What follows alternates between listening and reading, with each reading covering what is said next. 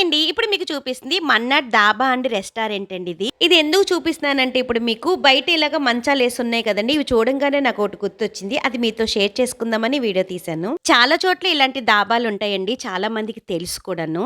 ఒకటేంటంటే పాతకాలపు పద్ధతులు ఇప్పుడు మళ్ళీ కొత్తగా వస్తున్నాయి కదండీ! అంటే మట్టి పాత్రల్లోని వండుకోవడం. ఇంకోటేంటంటే రుబ్బురోళ్ళు, తిరగళ్ళు, సనికెళ్ళు ఇప్పుడు కొత్తగా వస్తున్నాయి. అలాగే అప్పట్లోనే ఆరుబయట మంచాలేసుకొని అందరూ కూర్చొని కబుర్లు చెప్పుకొని పిల్లలకి అన్నాలయి తినిపించుకునేవారు. అలాగా డాబాల్లోని ఇలాగ ఆరుబయట మంచాలేస్తున్నారు. చక్కగా ఫ్యామిలీతో ఎళ్లి అందరూ కూడా అక్కడ కూర్చొని కబుర్లు చెప్పుకుంటూ చక్కగా డిన్నర్ చేయొచ్చు. మా చిన్నప్పుడైతే వేసవి సెలవులకి మా నాన్నమ్మోళ్ళ ఇంటికెళ్ళేవాళ్ళమండి.